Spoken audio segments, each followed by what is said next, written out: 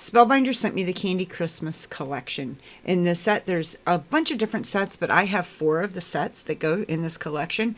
And we're going to start with the border dies. We have the standalone candy cane die, and then we have the 2 dies that work together. One is like a snow cap, and the other one is the ground. So that's the border dies that we're going to be using in another video.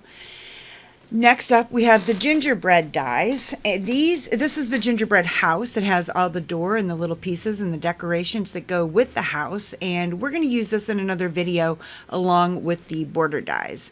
It has a chimney and a door. It has just a lot of different pieces that come with it. It's kind of fun to play with. Next up, we have the hot air balloon and the gingerbread man. Now, I'm going to kind of show you how I organize these sets in a way that where all the pieces all go together on it, and I put these dies on a magnet. This is the set we're actually going to work with today, but I'm going to show you how I organize these dies. And Spellbinders has a graphic on their website that shows you how these pieces fit together. Now we have the choo-choo train, and you're going to notice again how I organize these dies is I have all the cake pieces up top, and then I have the choo-choo train down at the bottom. So all the train pieces are together, and then all the cake pieces are together. That way I know what pieces go with which one, and I organize this as soon as the set comes. Now I've already cut out these dies and put them in these stackable trays. That's just a red piece that doesn't go with the set. I'm going to use that later in this video, maybe, not sure yet. And then those Christmas, Merry Christmas sentiments don't go with this die that you've seen there on top as well. However, inside this set, we have the gingerbread house and then the border dies. And I'm going to use those 2 together in another video. And then in this video, this is the set I'm going to be using. This is the hot air balloon and the gingerbread dies. And then I have the choo-choo train dies all cut out. And again, this is how I'm organizing these just to keep everything straight. So I'm putting the border dies and the gingerbread house in underneath the die pieces that I've already cut so that I know those pieces go with those die sets. And then next up we have the hot air balloon and the choo-choo train. And the choo-choo train, you'll see that I have organized in a way where the cake pieces are in the top tray, and then when you go inside the tray, that's all the train pieces. And I have those cut out to actually all go together so that when I go to put this set together, I know what pieces go with what. And that's just how my brain works. So the first thing I do is I cut out the dies after I get the die set and they're organized. Hi, this is Jeannie Scott. Welcome to the Upper Craft Room, where we make a mess and create something beautiful out of it.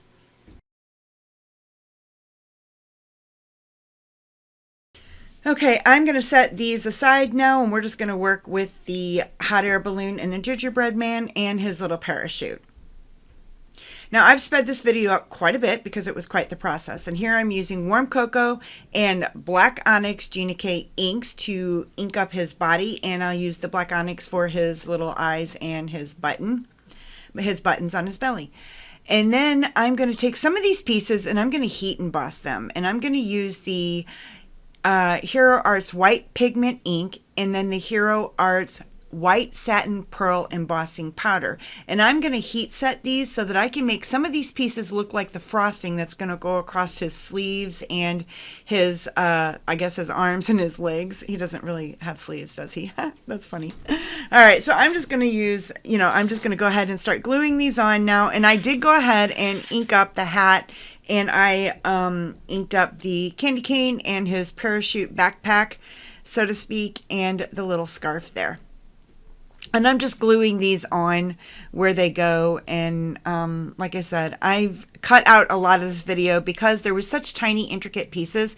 Here's the thing, though, is if you like working with details and you love, the thing that I love is when I get a card, or I can create a card and give a card that has a lot of detail. And that's what these sets allow you to do, because every little tiny piece they thought of, and Spellbinders has created a die for it, so you can cut it out and it's its own individual little piece. I think that's so sweet, because when it comes together, as you can see here, as the little gingerbread man's coming together, it's got a lot of dimension, and it's just a super sweet little piece once it's all put together. So now I'm just gluing on the face and the buttons here, and there you go. There's our little gingerbread guy. He is the cutest. Now, I did make a huge mistake here. I put glossy accents on the buttons because I thought that would be sweet, but then I decided to glue on the pieces right after that. And you're going to see me put my thumb right in that glossy accents. That was silly. The great thing though is glossy accents is very forgiving, and you can see it didn't leave a huge mess there. So I'm going to go ahead and try to ink that up again because there is a little spot there, but I end up making a bigger mess. You know what's great about this though is I still got to put his scarf on, and so I'm going to be able to cover up that mess and the ink dries way lighter, so it's not going to look that dark. So even though that was a mistake, it ends up turning out really good then. See how that covers most of it up and it really doesn't look bad at all. Isn't he so flipping cute? He's adorable. Okay, so next we're going to start working on the parachute, and I went ahead and inked this off camera. Truth be told, I lost some of the footage. I don't know where it's at. I don't have any idea why it's not in my folder that I usually keep it, but you'll see I've got the parachute inked up and the candy cane and all the little pieces, and he's just coming together so cute. And I did use glossy accents on the hat and on his buttons again because I just wanted to add that extra little dimension. And he's so cute. He's adorable. Okay, we're going to set him aside now, and we're going to start working on the balloon. And here I'm going to create, this is the Red Hot ink. I wanted a vintage feel, vintage Christmas feel for this this set. That's what came to mind when I did it. And so I used the Red Hot, which is kind of an almost like an orangey red. And you can see in the end when the card comes together, it looks very vintage. I really like how this came together. And then I'm going to use the Blue Lagoon, which is more of a blue-green rather than a green for the other pieces of the parachute because, like I said, I'm just going for that real vintage feel on this card, and I wanted to bring these pieces together like that. So here I'm starting to finish up. I'm wrapping up my inking, and I am going to start gluing these pieces together. Now, I don't have a lot of colored cardstock, and I don't have these colors for sure. But I'm going to be honest with you, I like the look of inked cardstock, so I usually just use a very smooth cardstock. It's a Hammer Mill cardstock that I get from Amazon, and I buy it in bulk. So I don't really have a lot of colored cardstock, and I like the look of inked cardstock, so I prefer this anyway. So that's why I'm inking up, and it's a lot less expensive to have the re-inkers than it is to get all the cardstock to go with them, and then you have to keep replenishing the cardstock. Just isn't practical to me, so I don't do that a lot. When I first started crafting, I did, and then I had a lot of cardstock that I just really basically never used, so I just quit doing that. Anyway, so now we're wrapping up. We have all the pieces done. So I decided I wanted to add glossy accents to the details of the hot air balloon.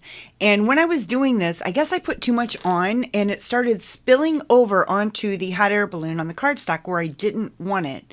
So thank God, glossy accents is very forgiving. So I took my tool-in-one tool. It's a Spellbinders tool, which is amazing, by the way.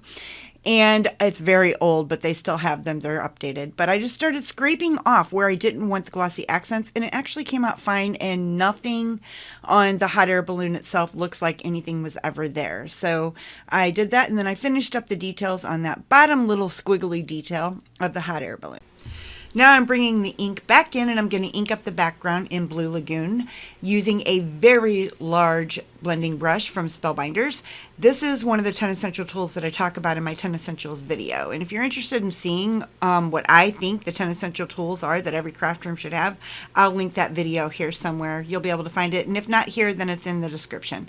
So anyway, I'm inking up the background, and I'm going to create a snowflake background with some snowflake stamps, and I'm going to heat emboss those snowflakes. So I'm using the white pigment ink, again, from Hero Arts. All the products that I'm using in this video are going to be linked in the description below, and they are affiliate links, so it helps me with this channel so I can create videos like this. I earn a very small commission, and it's no extra cost to you, so I'd appreciate if you use those links. Anyway, now I am inking this up again, and I'm creating a whole bunch of different snowflakes because I want to create like a blizzard effect on the background when I hang the hot air balloon and the gingerbread man, you know, coming down in his parachute. I want it to look like they're in a blizzard. So I'm using 2 different types of snowflake stamps to create this, again with the pigment ink, so that I can use some heat embossing here. And I'm going to next up bring in the heat. I'm going to bring in the heat. I'm going to bring in the embossing powder, which again is the white satin pearl. I want everything to be cohesive, so I'm using the same products and throughout this whole card making process, so everything looks cohesive.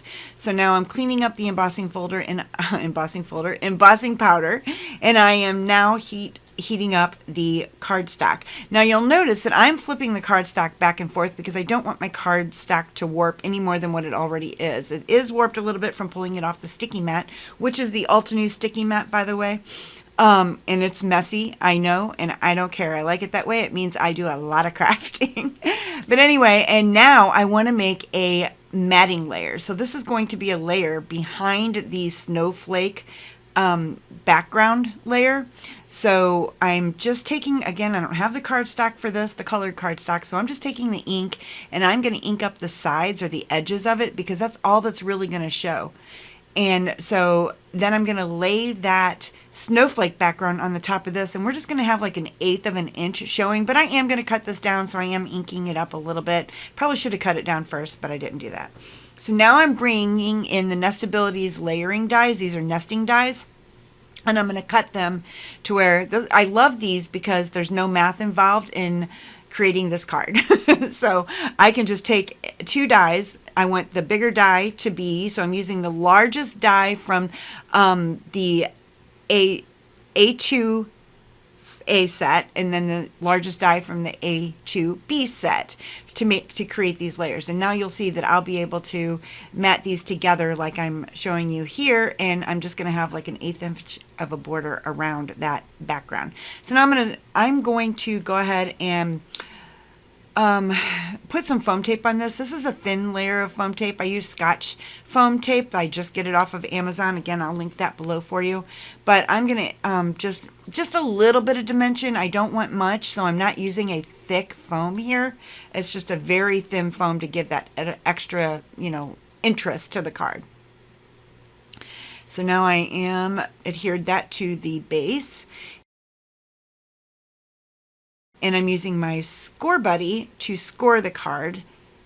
And I'm using a very, very thick cardstock here because this is going to be my card base. And so it's 130 pound. It's a little hard to fold because it's so thick. I mean, to get it even. So you have to play with it a little bit. But I like a thicker card because I want the base to be very, very strong. And so now when I look at it, that's how I'm going to adhere it so that everything is going to look very nice. And I'm going to go ahead and add some foam tape to this too, just to give that extra dimension. And then you're going to see that I'm going to add foam tape again to the pieces when I go ahead and adhere those onto the card base. Okay, so everything's come together nicely as I'm adhering the grounding layer and the matting layer to the base of the card. We're going to start bringing in all the fun little pieces that we put together, the gingerbread man and the hot air balloon and the present. I forgot to show you the present that got lost in the footage that I lost. But anyway, here's the hot air balloon. I'm going to start fiddling around and trying to figure out how I want to assemble these. You know, the placement. It's funny because I put it in the middle there. And I thought that's where it was going to go.